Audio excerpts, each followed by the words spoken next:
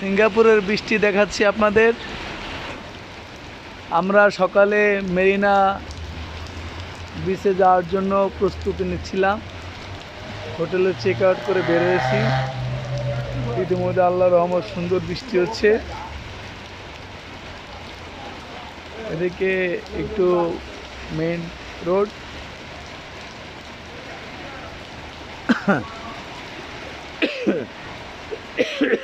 একটা খাবার রেস্টুরেন্ট। এখানে ছোট্ট একটা পার্কের মতো আছে, বড় গাছ।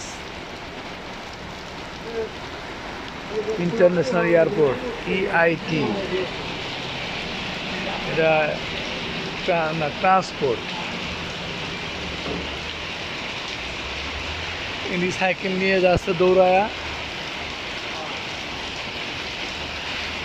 ওদিক দিয়ে ছাতা নিয়ে আসছে দুজন।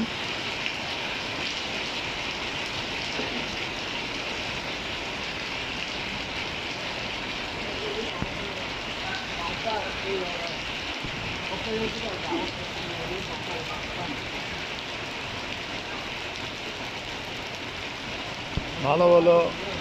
এখানে শহরে চলার জন্য মেট্রো রেল এবং বাস,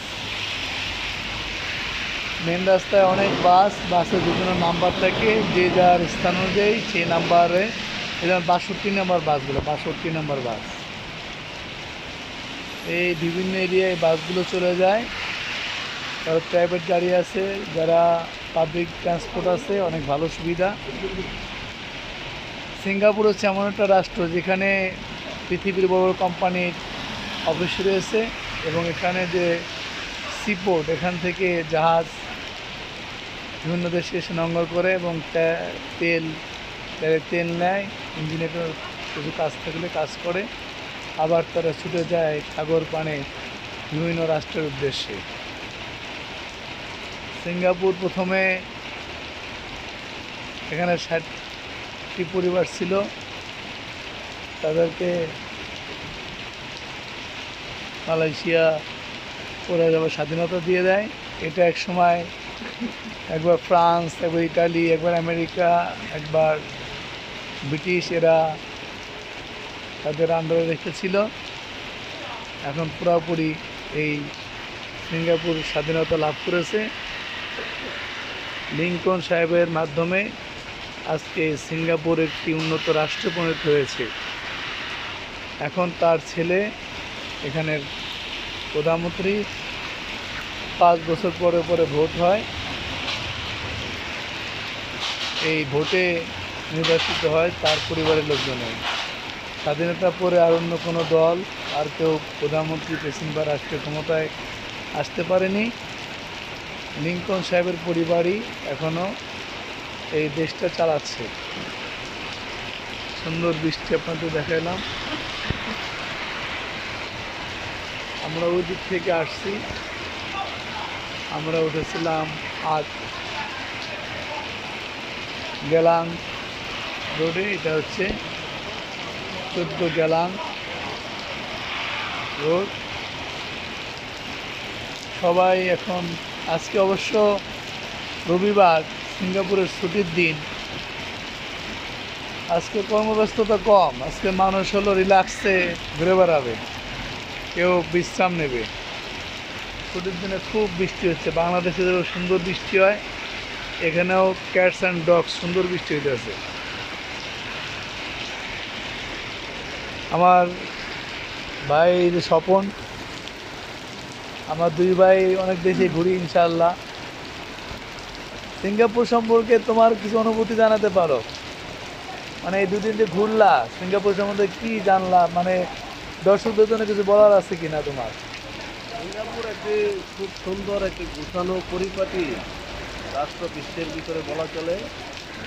আর এখানে আপনি নিরাপদে ঘুরতে পারবেন। রাত্র 2টা, 3টা, 4টা কোনো সমস্যা নেই, এবং হেল্পফুল, মানুষরা হেল্পফুল। আর আমাদের বাঙালি তো প্রচুর বাঙালি থাকবে, বাঙালি বাইকের সাথে আপনারা কথা বলতে পারবেন, সহযোগিতা দিতে পারবেন। আর আরেকটি বিষয় হলো, এই দেশে যেই জিনিসটা সবচেয়ে বেশি ভালো লাগছে সেটা হলো আবহাওয়া। কিছুক্ষণ পরপর বৃষ্টি তো স্বাভাবিক, অল্প সময়ের জন্য বৃষ্টি হচ্ছে, এরপরে আবার সব কিছু স্বাভাবিক। মানুষজন কেউ তার কর্মক্ষেত্রে যাচ্ছে, যার আড্ডা দেওয়ার আড্ডা দিচ্ছে, মানে কেউ কাউকে কোনো ডিস্টার্ব করতেছে না।